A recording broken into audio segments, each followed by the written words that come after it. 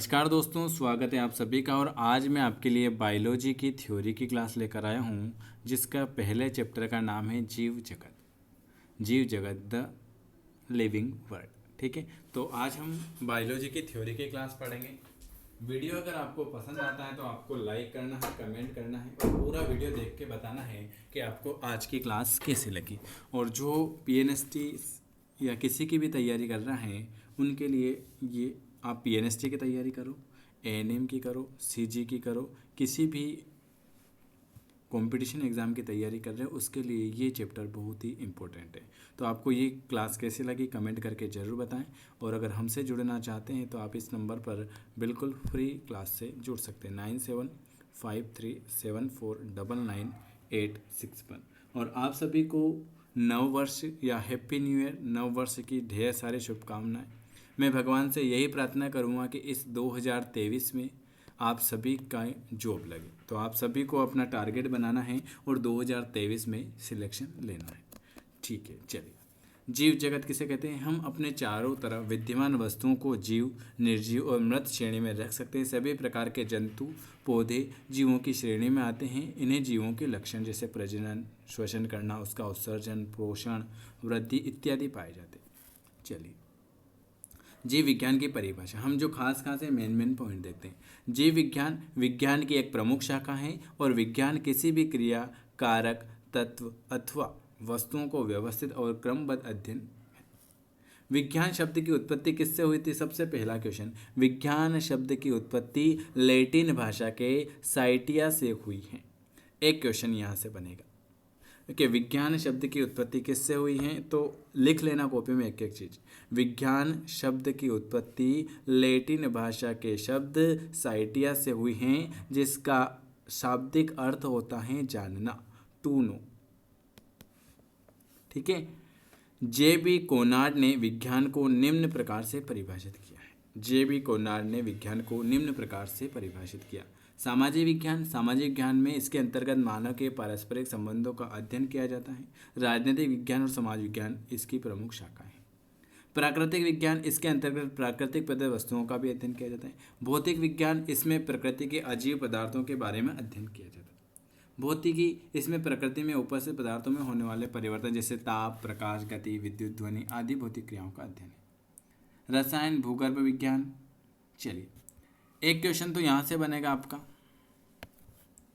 दूसरा क्वेश्चन बनेगा जीव विज्ञान के ऊपर।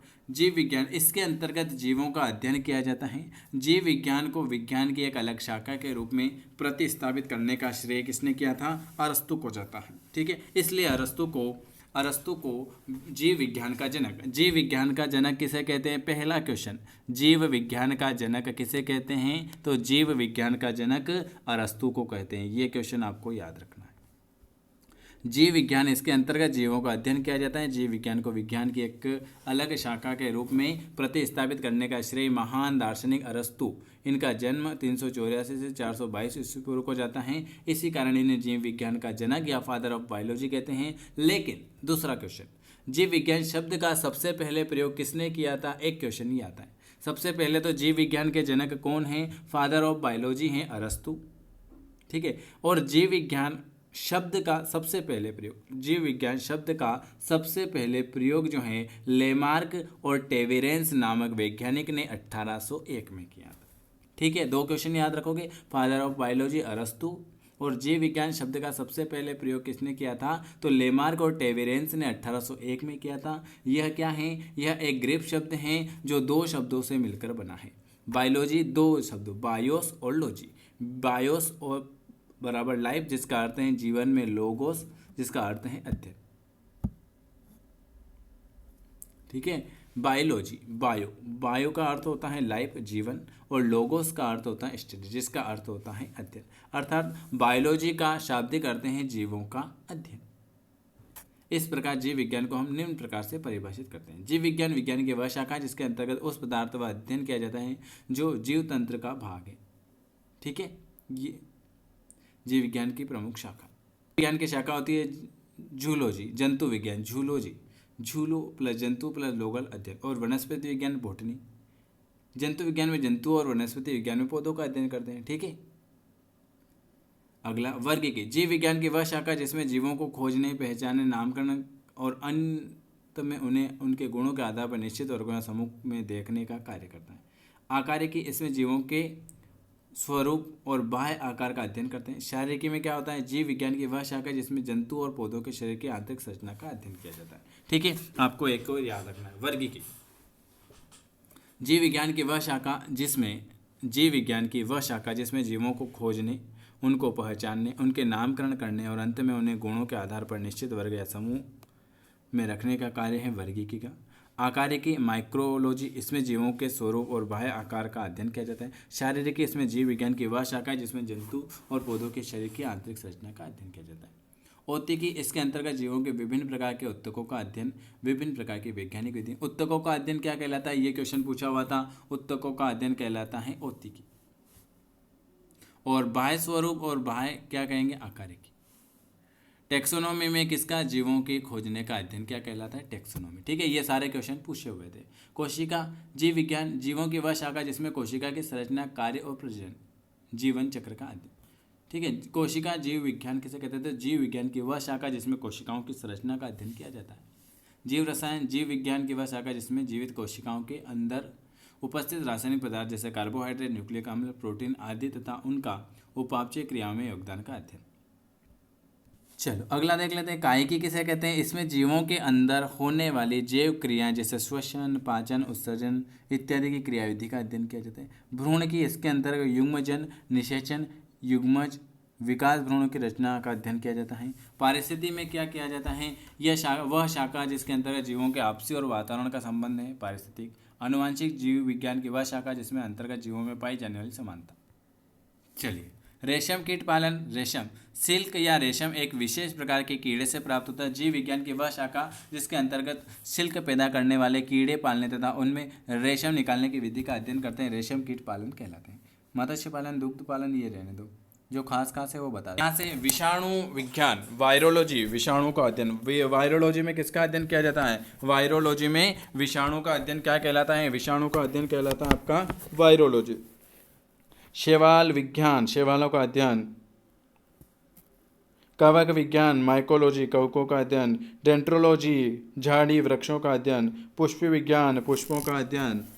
ठीक है, फल विज्ञान, पोमोलॉजी, फलों का अध्ययन। पक्षी विज्ञान और थिनोलॉजी, पक्षियों का अध्ययन। इख्तियोलॉजी में किसका अध्ययन किया जाता है, आपसे पूछा जाए तो इख्तियोलॉजी में मछली का अध्ययन किया जाता है। ठीक है, हर्पेटोलॉजी में किसका अध्ययन किया जाता है, सरीसर्प का अध्ययन। उसके बाद सर्प विज्ञान, सर्पों का अध्ययन। ठीक है, 3-4 पूछे जाएंगे इसमें से। चलिए आगे बढ़ जाते हैं। जो खास है वो मैं आपको बता देता हूँ इस चैप्टर में, तो आपके ज़्यादा टाइम नहीं लगेगा। वीडियो पसंद आए तो कमेंट लाइक जरूर। चलिए, ये क्वेश्चन पूछा जाता है, जैव विविधता शब्द का प्रयोग सबसे पहले किसने किया। तो आपको याद रखना है कि जैव विविधता शब्द का प्रयोग सर्वप्रथम वाल्टर टी रोसेन ने 1986 में किया था। जैव विविधता शब्द का प्रयोग किसने किया था, तो आपको याद रखना है कि जैव विविधता शब्द का प्रयोग सबसे पहले वाल्टर टी रोसन ने 1986 में पौधे, जंतुओं, सूक्ष्म जीवों के विविध प्रकार और उनकी विविधताओं के लिए किया था। चलिए अगला आ जाते हैं। अतः जैव विविधता समस्त जीव जैसे पादप, जंतु और सूक्ष्म जीवों की जातियों की विलुप्तता है। आज प्रकृति में लगभग, ये रहने दो। चलो टेक्सोनोमी के बारे में हम जान लेते हैं। ये यहाँ से हम जानते हैं वर्गीकी। टेक्सोनोमी जैविक विज्ञान की वह शाखा है जिसके अंतर्गत पौधों की पहचान, नामकरण और वर्गीकरण किया जाता है। टेक्सोनोमी शब्द का उपयोग, ये यहाँ से आ गया फिर आपका नया क्वेश्चन। टेक्सोनोमी शब्द का उपयोग सबसे पहले किसने किया था, तो टेक्सोनोमी शब्द का उपयोग सबसे पहले फ्रेंच वैज्ञानिक LP केंडोल ने किया था। किसने किया था, किस वर्गीकी शब्द का प्रयोग सबसे पहले किसने किया था। ये एक और क्वेश्चन आ गया। देखो हम एक एक चैप्टर पढ़ रहे हैं, तो उसमें से जो खास है वही हम यहाँ कंप्लीट करेंगे। ठीक है, तो वीडियो पसंद आए तो ज़रूर बताना। वर्गीकी जैविक विज्ञान की वह शाखा है जिसके अंतर्गत पौधों की पहचान, नामकरण और वर्गीकरण किया जाता है। टेक्सोनोमी शब्द का प्रयोग सबसे पहले फ्रेंच वैज्ञानिक LP केंडाले ने 1813 में किया था। टेक्सोनोमी के अंतर्गत जीवधारियों को एक योजनाबद्ध रूप से व्यवस्थित किया जाता है। अतः टेक्सोनोमी के स्थान पर कभी कभी सिस्टेमेटिक शब्द का उपयोग किया जाता है। देखो कभी कभी टेक्सोनोमी के स्थान पर हम किसका प्रयोग करते हैं, सिस्टेमेटिक शब्द का प्रयोग करते हैं, है ना। टेक्सोनोमी शब्द का प्रयोग किसने किया था, तो फ्रेंच वैज्ञानिक AP केडाले ने किया था। चलिए अगला लिखा हुआ है कि वर्गीकी के अंतर्गत जीवधारियों की पहचान, नामकरण और वर्गीकरण किया जाता है। अतः वर्गीकी के 3 प्रमुख तत्व हैं। अगर आपसे पूछ ले कि वर्गीकी के कितने तत्व हैं, तो 3 तत्व हैं। कौन कौन से, एक तो पहचान, एक नामकरण और एक वर्गीकरण। ये वर्गीकी के 3 प्रमुख तत्व हैं। चलिए 3 प्रमुख पहचान में क्या होता है, ये क्वेश्चन पूछा जाता है। वर्गीकरण, पहचान और नामकरण के पश्चात इन जीवधारियों को वर्गीकी के विशिष्ट क्रम के अनुसार विशिष्ट समूह में वर्गीकृत किया जाता है। वर्गीकरण में उपयोग किए जाने वाले प्रमुख संवर्ग कौन कौन से हैं। पहला आता है जगत, फिर आता है आपका संघ, फिर आता है आपका प्रभाग, फिर आता है आपका वर्ग, फिर आता है गण, फिर आता है कुल, फिर वंश और जाति। वर्गीकरण के वो क्वेश्चन आता है, वर्गीकरण के नाम को सीरियल से जमाएं। तो पहले आएगा आपका जगत, फिर आएगा आपका संघ या प्रभाग। देखो जगत आएगा, फिर संघ या प्रभाव में एक आएगा, फिर आएगा वर्ग, फिर आएगा गण, फिर आएगा कुल, फिर वंश और जाति। वर्गीकी के इन संवर्गों को टैक्सान कहा जाता है। ये वर्गीकी का ये जो समूह है ना, इन्हें हम क्या कहते हैं, टैक्सान कहते हैं। प्रजातीय वर्गीकरण की आधारभूत इकाई या छोटी इकाई। वर्गीकरण की आधारभूत इकाई स्पेसीज, जाति। ठीक है, ये क्वेश्चन भी पूछा था, मैंने आपको चैप्टर कराया था। तो जाति, वर्गीकरण की सबसे छोटी इकाई क्या है, जाति, स्पेसीज। ठीक है, चलिए जाति, प्रजातियां, कई पौधे और एवं। तो यहाँ से आपके बहुत सारे क्वेश्चन बन रहे हैं। चलिए अगला,